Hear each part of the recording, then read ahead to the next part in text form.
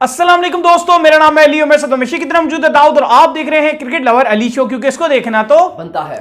आज आप लोगों के साथ बात करने जा रहे हैं जी टॉप 5 क्रिकेट न्यूज निकलकर सामने आ रही हैं और बड़ी बड़ी खबरें जो आज निकलकर सामने आ रही हैं। नंबर 1 पे आप लोगों से बात करेंगे, मिसबाहुल हक एक बार फिर से शर्जील खान की राह में खड़े हो चुके हैं। पहले जैसे कि हमने आपको बताया था कि वो बिल्कुल शर्जील खान के हक में नहीं थे, तो अब उन्होंने शर्जील खान के खिलाफ बयान देना शुरू कर दिए हैं। उनकी सिलेक्शन को लेकर क्या कहना है और क्या सीन है वो आप लोग से शेयर करेंगे। नंबर 2 पे आप लोग को बताएंगे जी कि शुएब अख्तर ने बाबर आजम को कैप्टनसी से हटने का कह दिया है, क्या वजह बनी है वो भी आप लोग से शेयर करेंगे।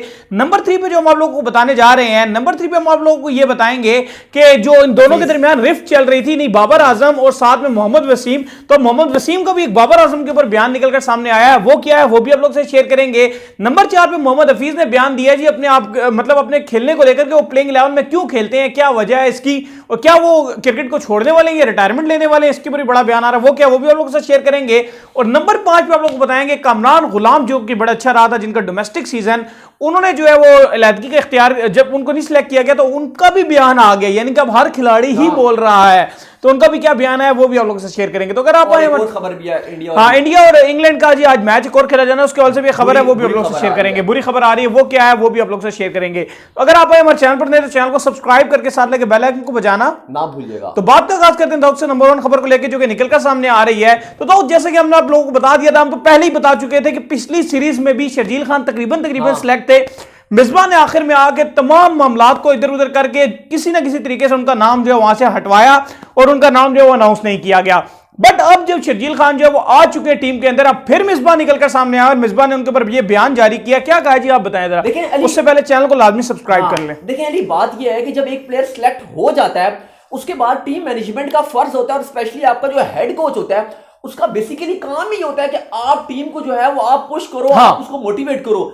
ये ऐसा देखें, ये अगर एक टीम मैनेजमेंट अगर एक प्लेयर को सपोर्ट ना करे तो प्लेयर बेशक बड़े से बड़े प्लेयर हमने देखे हैं और बहुत जो है वो हमने छोटे छोटे प्लेयर्स को बनते हुए देखा है और हमने बहुत बड़ी मिसाल हमारे सामने है। और देखिए अगर सिलेक्ट हो गया है शर्जील तो एटलीस्ट अब मिसबाहुल हक को से सपोर्ट करना चाहिए था। मिसबाहुल हक क्या चाहते हैं? मिसबाहुल हक ये चाहते हैं जी बस खाली हमारे पास ऐसे फिटेस्ट प्लेयर हूं।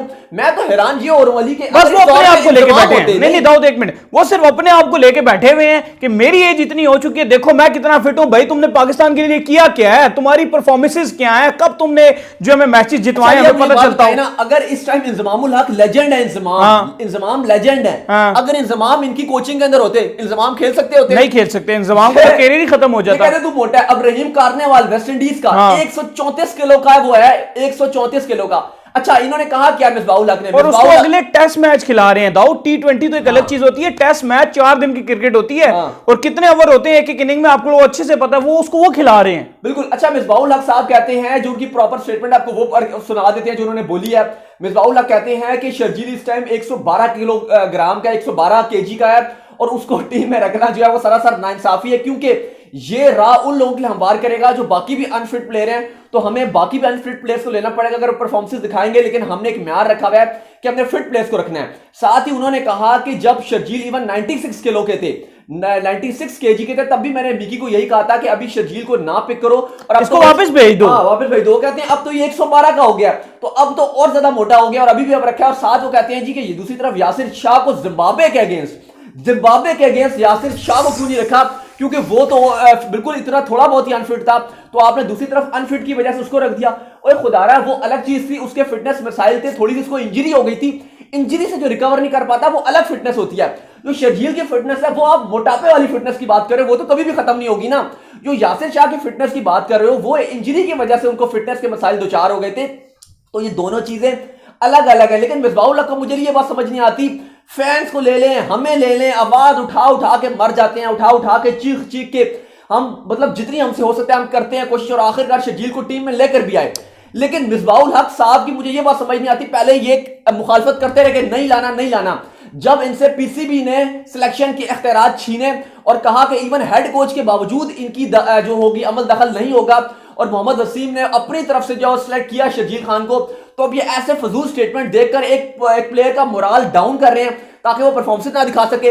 हमने देखा दूसरी चीज ये है, मेरी बात सुनिए, जब टीम मैनेजमेंट ने उनको सपोर्ट किया तो रिजवान ने जिस तरह रन्स बनाया है, तो शर्जील अगर अच्छी फॉर्म में है लेकिन अगर ये उसको सपोर्ट नहीं करेंगे तो उससे रन नहीं बनेंगे। नहीं, रन क्या नहीं बनेंगे, आप मुझे ये बताइए कि वो इख्तियार इनके पास है भाई। सुनने में तो ये आ रहा है बाबर आजम और ये दोनों एक हुए हुए हैं और प्लेइंग 11 का इख्तियार इनके पास है। तो मे भी हो सकता है कि शर्जील को प्लेइंग 11 में ही ना डाले इस खार के अंदर। अगर इन्होंने ना डाला प्लेइंग 11 में तो फिर हम इंशाल्लाह बताएंगे हम इन्हें छोड़ेंगे यहाँ पर, अगर ये प्लेइंग 11 में ना डाले। जब मोहम्मद वसीम ने इनको सेलेक्ट कर लिया है और दूसरा मोहम्मद वसीम ने को छोड़ेंगे, मोहम्मद वसीम ने हमारी वाली स्टेटमेंट दी है ना। मोहम्मद वसीम ने लोगों को यही कहा जब उनसे पूछा गया शर्जील की फिटनेस के हवाले से, तो उन्होंने कहा भाई फिटनेस इतना मैटर नहीं करती, अगर एक प्लेयर अकेला आपको मैचेस जितवा सकता है तो फिर और क्या चाहिए आपको। यार छोड़े, हमें भी छोड़े, मोहम्मद वसीम को भी छोड़े यार। जो बड़े बड़े क्रिकेटर्स हैं ना, राशिद लतीफ को ले ले। इवन शोएब अख्तर ने भी हक में स्टेटमेंट दिया शर्जील के। राशिद लतीफ कहते हैं वो 10 बार, एक बार नहीं उन्होंने कहा, और उनकी 10 वीडियो पड़ी है जब वो हर लम्हा पुरजोश में एयर वाई के साथ पीएसएल में कनेक्ट थे। वो हर शो में, डेली शो में आके शर्जील की जरूर तारीफ करते थे। वो कहते थे भाई शर्जील मैच विनर है, वो भाई वो प्लेयर है 5 ओवर में आपको 70 रन बना देगा। आप मुझे एक प्लेयर का नाम बताओ। ये मैं नहीं कह रहा, ये राशिद लतीफ कहते हैं कि आप मुझे एक प्लेयर का नाम बता दो। नहीं, पाकिस्तान में 5 ओवर में 70 रन बोर्ड पे लगा आप मुझे पाकिस्तान में हार्ड हिटर्स बता दो कितने आपकी टीम है ही नहीं आपके पास। आप अभी भी नहीं, मेरी बात सुने, आप अभी भी जो T20 क्रिकेट खेल रहे हैं उसके अंदर आप 160 रन बना के बहुत बड़ी आप वो मारना शुरू कर देते हैं। अब टीमें कहां पहुंच चुकी हैं। अभी ऑस्ट्रेलिया और उनका मैच हुआ न्यूजीलैंड का, 200 पे वो खेल रहे हैं हर तरफ। जब इंटरनेशनल लेवल पे जाती है ना, जब आप लीग्स में जाते हैं, तो ये आपको भी पता है कि 2 या 3 ही अच्छे बॉलर आपके पास होते हैं, बाकी 1 या 2 बॉलर आपको ढीले बॉलर मिलते हैं। इंडिया इंग्लैंड का भी मैच हुआ, 165 रन का इंग्लैंड ने टारगेट दिया। इंडिया ने बच्चों की तरह चेस किया यार। इंटरनेशनल क्रिकेट होती है ना, तो आपको पूरे के पूरे 5 बॉलर जो है ना वो मजे में बॉलर मिलते हैं। और वहां पे जब आपके जो फिटेस्ट प्लेयर है ना, जब वो 100 के स्ट्राइक रेट से T20 में खेलते हैं ना, तो आपका रन रेट यूं जाता है। तो भाई हमें ऐसे प्लेयर्स चाहिए कि आपके दर्जनों आपके पास ऐसे प्लेयर हैं जो फिट प्लेयर हैं, लेकिन उनका स्ट्राइक रेट नॉर्मल है, छक्का नहीं लगता भाई, छक्का नहीं लगता। तो बेहतर है कि ऐसे आपके पास प्लेयर हो ताकि आपकी टीम में बैलेंस बन सके। तो मुझे नहीं समझ आती कि मिसबाउल। अच्छा, एक और मजे की बात है, जो सीनियर स्पोर्ट्स जर्नलिस्ट हैं एक वुमेन आलिया रशीद, उनका एक बड़ा, वैसे वो मिसबाउल हक को बड़ा सपोर्ट करती है, हमेशा मिसबाह के हक में बात करती हैं, लेकिन शर्जील के बारे में उन्होंने बात की थी कि मिसबाउल हक शर्जील को इतना नापसंद क्यों करते हैं। उन्होंने कहा देखें, हम सबको पता है कि इस्लामाबाद यूनाइटेड जो जीती थी, पहले जो 2 भी जीती थी पीएसएल की ट्रॉफी, उसमें शर्जील का बहुत अहम रोल रहा था। शर्जील आके ऊपर से आके फाइनल निकाला था यार, सेमीफाइनल जिसकी बिना पर एशिया कप में ले आए थे। बिल्कुल सही बात है। तो बड़ी जबरदस्त उनकी जो परफॉर्मेंस रही थी। अब 2 मैचेस जितवाए हुए थे। अब जब जो नेक्स्ट एडिशन था इस्लामाबाद यूनाइटेड का, उसी 16 का जीते थे, 2016 का, उसी में शर्जील का ये मसला भी हुआ था जब स्पॉट फिक्सिंग में वो पकड़े गए थे। तो वो बता रही थी आलिया रशीद, मैंने देखा था कि मिसबाउल हक उस टाइम कितना गुस्से में दिखाई दे रहे थे इनके ऊपर, और उन्होंने आके कहा था कि इनकी वजह से जो हम ये पीएसएल जो है वो ये वाली हम नहीं जीत सके हैं, सिर्फ और सिर्फ शर्जील की वजह से हम नहीं जीत सके हैं। तो उनको ये था कि अगर ये हमारे साथ होता, जिस तरह ये मैच जितवा रहा था, तो ये कर देता। तो मिसबाउल हक हमने देखा है कि बेशक है वो बीच में अच्छे रहते हैं, लेकिन वो कभी कभी ऐसे मिसनों वाली हरकतें कर देते हैं कि पीछे से फिर वो बदले और इंतकामी कार्रवाइयां करते हैं। भाई ठीक ठाक इंतकामी कार्रवाई करते हैं, ठीक ठाक। शायद जो आलिया रशीद की बात थी, वो लग रहा है कि शायद वो किसी हद तक हकीकत दिखाई दे रही है कि वो कुछ जो काम है वो ये अब इंतकामी कार्रवाई में जो है वो नजर आ रहे हैं। बहरहाल अगर ये ऐसा नहीं करते हैं, जो अली बात कह रहे हैं कि अगर ये ऐसी टीम इनको प्लेइंग 11 में जगह नहीं बनाते, तो हम यहाँ बैठे, हम और आप इकट्ठे हैं, कोई हम कुर्सी में फजूल में नहीं बैठे हुए थे। हम पाकिस्तान की आवाज है, हम पाकिस्तान की पब्लिक की आपकी आवाज है, आपकी जो क्रिकेट फैन है, एक जो बैठ के बात करता है उसकी आवाज लगाएंगे, और हम अपने जितना जोर लगा सकेंगे पीसीबी को भी दबाव में डालेंगे, और पूरी पाकिस्तान की जो मैनेजमेंट है इसको भी प्रेशर में डालेंगे कि भाई क्यों नहीं शर्जील को खिलाना, वो डिजर्व करता है। और वैसे मुझे पूरी उम्मीद है कि है ही नहीं, तो इन्हें खिलाना पड़ेगा। और वो तो मोहम्मद वसीम को चुमिया है कि उसने ऐसा फिल्म बनाई है कि इनको खिलाना ही पड़ेगा। फखर को उसने T20 में नहीं रखा, अगर फखर को T20 में रख देता तो यकीन माने एक मैच में अगर शर्जील को ये खिला देते तो बाद आप, लेकिन चांस अभी भी है कि हो सकता है कि शायद जो है ये बाबर आजम हैदर, फिर बाबर आजम रिजवान, इनके पास कुछ है, बड़ी कहानियां हैं इनके पास, लेकिन इंशाल्लाह ताला हम भी बैठे हैं। मुश्किल काम है ये। हाँ, अच्छा, अब नंबर 2 पर जो 2 खबर निकलकर सामने आ रही है, वो खबर ये आ रही है जी कि शोएब अख्तर ने जो बाबर आजम है उनको स्टेप डाउन होने का कह दिया है। बिल्कुल, शोएब अख्तर जो है वो, उनका ये कहना था कि बाबर आजम पिछले दिनों जो मीटिंग्स कर रहे थे और उन्होंने साफ साफ बोला जी कि मैंने फोन किया, मेरा फोन नहीं उठाया, मैंने जो 6 लड़कों के नाम दिए वो चाह रहे थे हारिस सोहेल, यासिर शाह, इफ्तिखार, खुशदिल शाह, हुसैन तलत, इन सबको अपनी टीम में रखना चाह रहे थे। तो उन्होंने कहा जी कि इन प्लेयर्स को अगर नहीं रखा, उनकी बात नहीं मानी जा रही, तो वो कहते हैं जी कि इनको रिजाइन दे देना चाहिए, वरना ये सरफराज पार्ट 2 बन सकते हैं। तो इनको चाहिए अगर इनकी मर्जी नहीं बन रही तो ये पावरफुल कप्तान बने और जाकर जो है वो कह दें जी मैं इस्तीफा दे रहा हूं अगर मेरी बात नहीं। देखिए, आपको पावरफुल कप्तान अभी बनना था जब शर्जील को शामिल किया गया। अच्छा स्क्वाड है यार, कोई इतने ज्यादा कोई मसले तो नहीं है, बिल्कुल सही स्क्वाड निकल कर सामने आया। आप पावरफुल कैप्टन तब क्यों नहीं बने कि जब मिसबाह के पास तमाम अख्तियारात थे, तब आप मिसबाह के नीचे लगे रहे। आपको नया बंदा आया तो वो अच्छी चेंजिंग कर रहा है, है तो आपको पावरफुल कैप्टन बनना है। हाँ। आप बोलते ना मिसबा के सामने, उस वक्त आपने एक लफ्ज नहीं बोला कि मिसबा चीफ सेलेक्टर भी था, हेड कोच सारा कुछ बना के, उस टाइम आप डमी कैप्टन बने रहे। कहीं ना कहीं बाबर के हमेशा हमने देखा कि बाबर के माइंड में बात रहती है कि मैंने पहले भी बात ये की थी कि बाबर के माइंड में ये बात रहती है कि जो मुझे कप्तानी दिया वो मिसबाउल हक ने दिया, बल्कि ऐसा नहीं है, बल्कि ऐसा नहीं है एक बंदे को एहसान के दबे हुए। हाँ, लेकिन ऐसा नहीं है, मिसबाउल हक ने नहीं दी, क्योंकि सरफराज जब हट रहे थे, जो क्रिकेट कमेटी थी, जब वो सरफराज को जिसने हटाया, जाहिर है उसमें मेन किरदार मिसबा का भी रहा, वसीम अकरम भी थे, बाकी भी थे, लेकिन मिसबाउल हक ने जो कहा था जी कि टीम आगे नहीं जा सकती तो मिकी को हटाओ, साथ ही उन्होंने कहा था जी सरफराज का भी आखिरी दौर है, इसको भी हटा दो। तो जब सरफराज को हटाना था तो सेकंड चॉइस बाबर आजम ही थे, लेकिन क्योंकि मिसबाउल कोच थे, उन्होंने भी रिकमेंड किया और पीसीबी ने भी कहा कि जी हाँ जी नेक्स्ट ऑप्शन हमारे पास बाबर ही, और हमने बाबर ही को बनाना है, क्योंकि शानदार बैट्समैन थे, फॉर्म में जा रहे थे, तो उन्होंने ही बनना था। लेकिन कहीं ना कहीं बाबर को ये लगता है, शायद मिसबाउल हक उन्हें जितवाते हैं कि भाई तू कप्तान बना तो मेरी वजह से बना है, लेकिन शोएब अख्तर ने तो कहा कि आप जो है वो रिजाइन दे दें, लेकिन मेरे ख्याल से रिजाइन नहीं देना चाहिए, ये ऐसी फजूल सी बात है, ऐसा थोड़ा छोटी मोटी बातें होती रहती हैं। और पीसीबी ने भी क्लियर किया था कि कोई ऐसी बड़ी रिफ्ट नहीं है, मीडिया में ऐसी बात उछाली जा रही है कि ऐसी कोई रिफ्ट वगैरह है। और देखिए हकीकत बात यह है कि जैसे अगर बाबर हारिस सोहेल का नाम चाह रहे थे, इमाद असीम को टीम में आना चाहिए, 2-3 प्लेयर्स हैं जिनका आना चाहिए, लेकिन यासिर शाह हो गए, देखिए जिम्बाब्वे के अगेंस्ट अगर उनको खिलाने का खास फायदा नहीं है, वो अगर फिट नहीं है आप उनको आराम करने दें। और दूसरा यार एज ए कैप्टन जो है वो आपको मीडिया में नहीं आना चाहिए, ठीक है, आप जाके मोहम्मद वसीम से मिल लेते यार। देखिए कौम होती है ना वो सब कुछ सच जानती है, जो क्रिकेट फैन होता है ना उससे बढ़ के मैं कहता हूं क्रिकेट ही नहीं हो सकती अगर क्रिकेट फैन ना हो। इन्हीं की बेस पे, इन्हीं की बुनियाद पे सब कुछ होता है, तो ये सब जो है सेटिस्फाइड है यार इस स्क्वाड से। मैंने नहीं देखा कि कोई बंदा जो हमें मिल भी रहे हैं वो भी ये कह रहे हैं यार हम सेटिस्फाइड है स्क्वाड से। देखिए सेटिस्फाई का मतलब ये होता है कि अभी ठीक है, अभी भी काफी फैंस हैं जो, मैं वही बात करूंगा 20% सेटिस्फाई नहीं है, ऐसी बात नहीं है, 100% नहीं है, क्योंकि काफी सारे ऐसे प्लेयर हैं जैसे वहाब अगर इस टीम में आ जाए,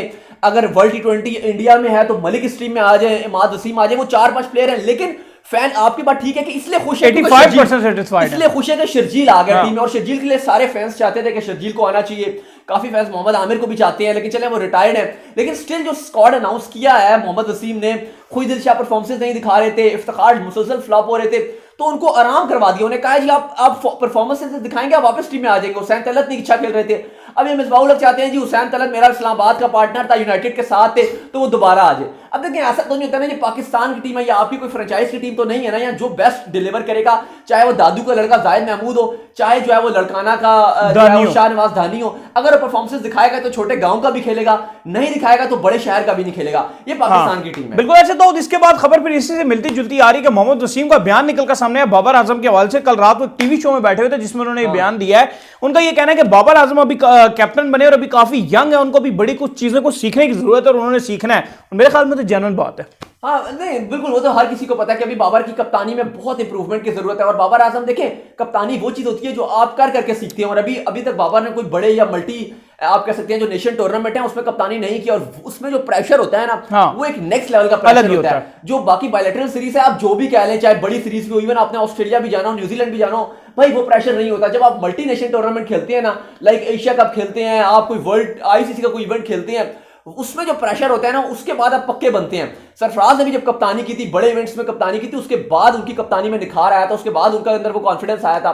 तो मेरे ख्याल से थोड़ा टाइम लगेगा बाबर आजम को कप्तानी सीखने में। अभी बाबर आजम थोड़े से न्यू हैं, यंग हैं, कप्तानी भी उतनी उन्होंने नहीं किया है, पीछे अंडर 19 में करते रहे हैं, लेकिन स्टिल उनको अभी कप्तानी सीखने की जरूरत है और आहिस्ता आहिस्ता टाइम लगेगा, वो सीखेंगे। तो मोहम्मद वसीम यही बात कर रहे थे कि बाबर आजम की कप्तानी में आगे जाके जो है वो और निखार आएगा और वो सीखेंगे। सही है। इसके बाद मोहम्मद हफीज की स्टेटमेंट आई है जी निकलकर सामने। मोहम्मद हफीज ने यह कहा है कि मैं पाकिस्तान की जो है प्राइड के लिए खेलता हूं, मुझे कोई मसला नहीं है, ना मैं कोई फाइनेंशियल किसी फायदे के लिए खेलता हूं, ना मेरा कोई और फायदा है।